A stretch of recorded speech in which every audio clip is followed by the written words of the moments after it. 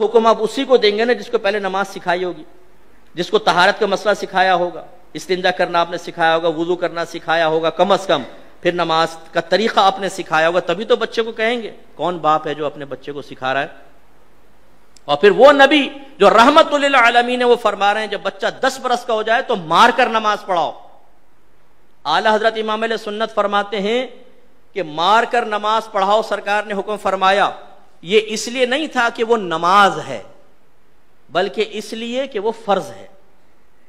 اس لیے نہیں کہ نماز ہے، اس لیے کہ فرض ہے۔ جب فرض اصل ہوا تو اس کا مطلب یہ ہوا کہ روزہ بھی چونکہ فرض ہے، اس لیے باپ پر واجب ہے کہ جب 10 برس کا بچہ ہو جائے اور روزے کی طاقت رکھتا ہو تو سختی کے ساتھ اس کو روزہ رکھوائے، اور اگر 10 برس میں باپ سختی نہیں کرے گا نماز اور روزے کے بارے میں تو وہ گناہگار ہوگا، مکروہ تحریمی کرے گا۔ مکروہ تحریمی فعل ہے یہ، کیونکہ حدیث کا رد کرنا یا اس کے خلاف جانا مکروہ تحریمی ہوتا ہے، سرکار کے حکم کے خلاف جانا۔ اب کتنے والدین ایسے ہیں، ہم تو ہر دو بچہ 10 برس ابھی تو کھیلنے کی عمر ہے، ابھی کون سا بالغ ہوا ہے؟ بھائی بلوغت سے، اسی لیے تو آپ کے نبی سمجھانے بلوغت سے پہلے سکھاؤ اس کو۔ یہ بالکل ایسا ہوگا جیسے ایک نوجوان کا UK کا ویزا لگ گیا اور آپ کہیں کہ بیٹا امیگریشن کے سارے قوانین سیکھ لے، ذرا وہاں کے لاز سیکھ لے کہ تو وہاں تو اترے گا، غلط کام نہ کر۔ وہ کہے ٹھہرو بھائی ٹھہرو، پہلے UK کے سرزمین پہ اترنے تو دو، پھر سب سیکھ لوں گا۔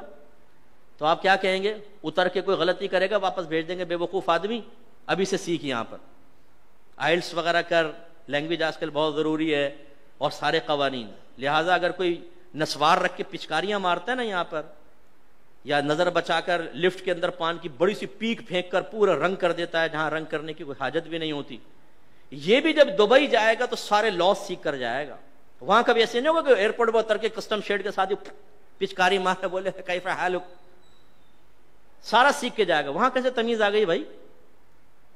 کیوں پہلے آپ نے سیکھا؟ اس لیے کہ مصیبت سے پہلے اس کی پروٹیکشن، اس کے تمام معاملات سیکھنے چاہیے۔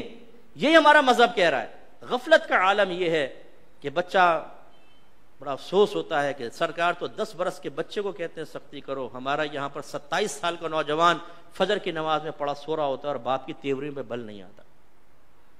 وہی بچہ اگر 5000 کا نوٹ گما کر آ جائے، اوئے ہوئے باپ شرلی پٹاخے کی طرح جائے گا چھت کی طرف۔ 5000 کا نوٹ گما کر آ گیا، دونوں دن 2-4 تماچے مارے گا، چائے لائیں گے تو چائے کو لات مار دے گا، لے جاؤ نہیں کھانے کو دل چاہ رہا۔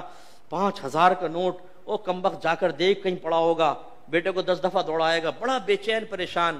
وہی بچہ فجر کی نماز قضا کرے تو زیادہ اتنا بڑا بدبخت ہے، پڑھتا ہی نہیں نماز، نکل جائیں گے۔ ناشتہ ڈٹ کے کھا رہے ہیں، سب کچھ ہے، بھائی کوئی خوف نہیں ہے آپ کو؟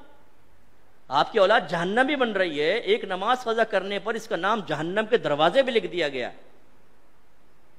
جیسے آپ کے دروازے پہ آپ کے بیٹے کے بارے میں اکرم نام ہو تو اکرم چرسی لکھ کے کوئی چلا جائے تو خوش ہوں گے آپ؟ بولیں گے بھائی کس نے لکھا ہے میرے بیٹے کو چرسی؟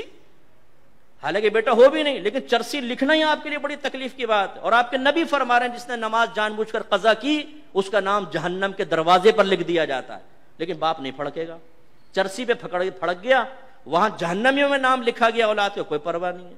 بیوی پڑی سو رہی ہے، خراٹے لے رہی ہے ساری رات میں، تھک گئی ہوں جی میں، اس لیے فجر کی نماز نہیں پڑھ رہی۔ کوئی تیوری پہ بل نہیں آتے، بھائی اٹھو نماز پڑھو، گھر میں بے برکتی اور نحوست ہوگی۔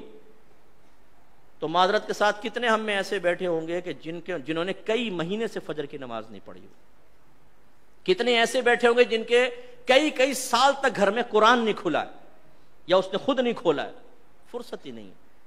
سیکھیے خدا را، اصلاح کیجئے، احکام شرعیہ عملیہ سیکھیے، اپنے بچوں کو سکھائیے، اس طرح گناہوں کے مطلب